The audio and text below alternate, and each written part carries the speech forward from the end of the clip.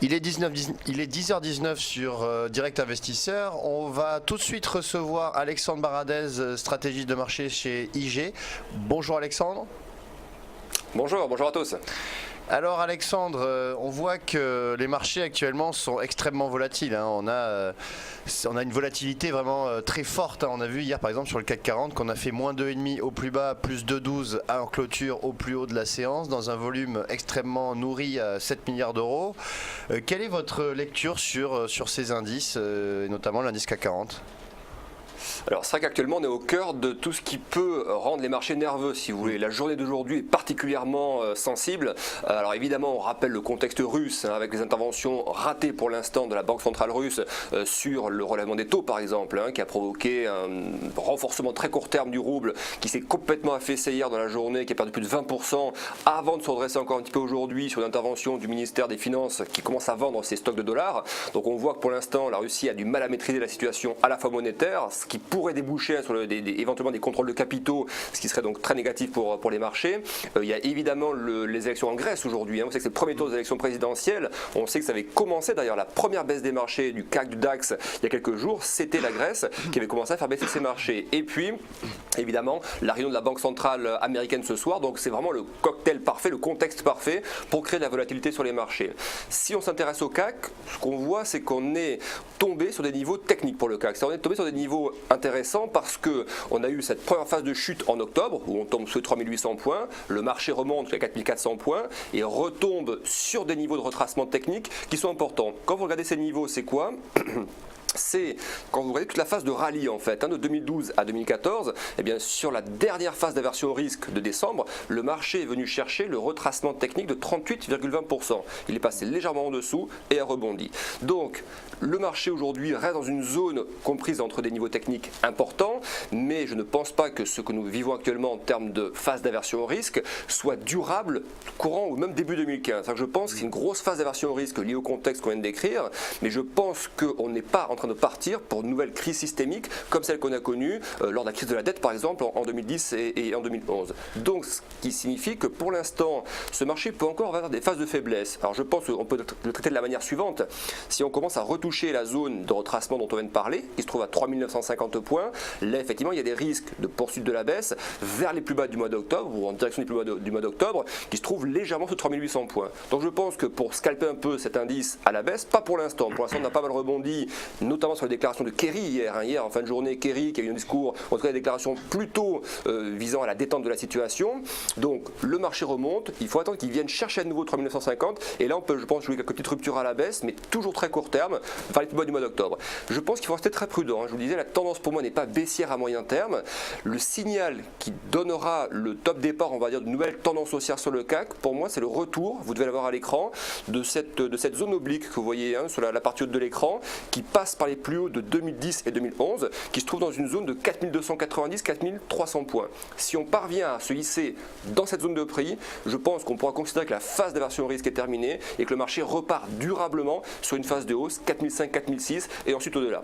Donc attention, pas mal de volatilité, mais je ne pense pas qu'on assiste à une inversion de tendance sur le CAC 40. D'accord.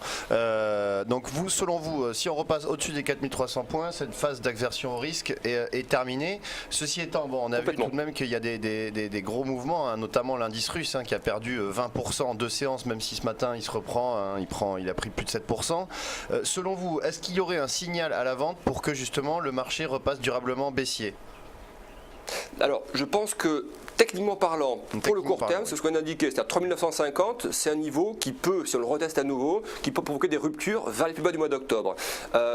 Il faut considérer, je pense que même si on venait à toucher les plus bas du mois d'octobre, même descendre un petit peu en dessous, si vous voulez, ce qui n'est pas forcément mon scénario, mais ça resterait une baisse contenue. C'est-à-dire, je pense qu'on limiterait la baisse du CAC dans un retracement de toute la phase de hausse de 2012 à 2014 qui ne dépasserait pas les 50%. C'est-à-dire, je ne pense pas qu'on est dans un bear market. Je pense que le retracement actuel va s'arrêter dans la zone de prix prix actuel. C'est-à-dire qu'on peut descendre encore un petit peu, remonter encore un petit peu, mais on n'est pas parti pour retracer 50% et plus de toute la phase de hausse initiée, on s'en souvient bien, en 2012 par Mario Draghi.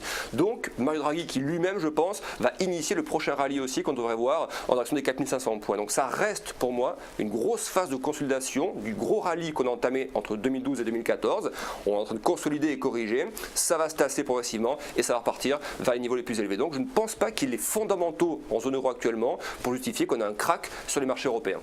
Alors Alexandre, on va parler de devises maintenant, on va notamment de la paire euro-dollar qui est suivie par la majorité des cambistes. On a marqué un plus bas la semaine dernière à 1,2250 et on voit qu'on est en train de se reprendre cette semaine.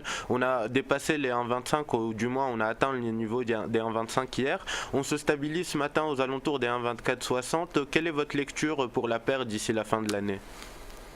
Alors déjà ce qui est intéressant c'est qu'on avait touché l'objectif qu'on avait donné, aller à 22,50, c'est l'objectif de moyen terme qu'on avait indiqué, qui a bien été touché, on avait indiqué que c'était une zone support forte donc il pouvait y avoir des rebonds, c'est ce qui est en train de se produire et je pense que ces rebonds peuvent durer encore quelques temps, c'est-à-dire que pour l'instant ce que les marchés vont surveiller évidemment c'est les banques centrales, ce soir c'est la Fed, en janvier ce sera la Banque Centrale Européenne et donc pour l'instant l'euro rebondit cette zone de support, vient chercher un plus haut de court terme dans la zone de 1,25,7 et retrace à nouveau sur la 1,25. Donc on est bien capé pour l'instant, on est bien borné entre 1,22,5 à la baisse et 1,24,7 à la hausse. Moi je pense que le scénario qu'on peut jouer dans ce type de configuration des prix, c'est dans cet intervalle de prix, ça reste incertain. C'est-à-dire si la Fed ce soir délivre un message qui n'est pas forcément bien compris, ça peut baisser de 100 pips et remonter de 100 pips. Donc on peut consolider encore quelques temps. Je pense qu'il faut jouer les accélérations ce genre de scénario. C'est-à-dire si ça retombe à 1,22,50, là c'est un très bon signal pour aller chercher le retracement technique qui est en dessous à 1,21,26 et ensuite le niveau évidemment très psychologique des 1,20. Donc 1,22,50 sur retest, je pense c'est un vrai bon signal qu'on peut exploiter sur à peu près 250 points à la baisse, mais il faut attendre ce signal. C'est-à-dire shorter par anticipation, aujourd'hui je pense qu'il n'y a pas les fondamentaux pour, parce qu'on a baissé déjà de manière très très importante depuis quasiment 5-6 mois maintenant. Donc il faut attendre qu'on teste, qu'on touche ce niveau et là on peut jouer la rupture pour aller chercher des niveaux inférieurs. On reste à l'écart donc, là pour l'instant on reste à l'écart de... Alors, voilà, moi pour l'instant mon scénario moyen terme il reste baissier sur l'eurodoll, je reste baissier, je pense qu'on va aller chercher courant 2015, dans le premier semestre, des niveaux inférieurs. Je pense que les 1,21, 1,20 un moment dessous sont vraiment dans les cartons pour l'euro par rapport au dollar, mais à court terme, on a baissé de 1,40, enfin quand je dis à court terme, en 2014 en tout cas on est passé de 1,40 à 1,22,50, donc on rebondisse à 1,25,7, même à 1,26, 1,26,50, il n'y a rien de choquant. C'est pour ça que, à contrario, je vous dirais que si le marché, pour l'instant, dans l'intervalle de prix, c'est assez neutre. Si on vient rechercher avant la Fed ou pendant la Fed 1,25,7, là je pense qu'on peut jouer un prolongement du rebond et aller chercher après une cinquantaine de pips supplémentaires à la hausse. Donc ne pas se priver de jouer dans les deux sens, mais attendre les tests des extrêmes pour se positionner. Dans l'intervalle de prix, pour l'instant, ça reste quand même très neutre. Tous les scénarios sont possibles, donc plutôt attendre les tests des extrêmes et jouer les accélérations là-dessus. D'accord, très bien. Il y a également une autre paire dont vous aviez abordé la semaine, ou il y a 2 semaines, c'était le kiwi, le NZD, dollar néo-zélandais contre le dollar américain. Finalement cette paire n'a pas vraiment beaucoup évolué même si le dollar néo-zélandais a un petit peu faibli. Quelle est votre stratégie sur cette paire ? Alors toujours baissier, c'est-à-dire qu'on voit que cette paire, et je la mets dans les paires de devises que je privilégie à court terme pour des scénarios sur lesquels la visibilité est bonne si vous voulez. Autant on voit sur les indices, ça reste assez délicat en ce moment, l'eurodoll reste délicat, le dollar néo-zélandais présente l'intérêt d'avoir une configuration technique qui est extrêmement visuelle, triple top, donc échec successif à la hausse, on rentre dans un biseau ensuite horizontal duquel on sort par le bas, et puis on voit que les derniers rebonds de ces dernières semaines, chacun des rebonds est avorté si vous voulez, on repart sur un plus bas, un niveau plus bas. Donc je pense que ce scénario peut durer encore quelques jours, hein. On avait bien écrit, c'est un scénario moyen terme, horizon quelques semaines, on est toujours bien dedans pour l'instant et je pense qu'on va ensuite connaître une phase d'aspiration rapide par le bas pour aller chercher la zone des 0,7450 qui est, si vous regardez bien le graphique au devant à l'écran actuellement, correspond à la zone des plus bas de 2012 si vous voulez.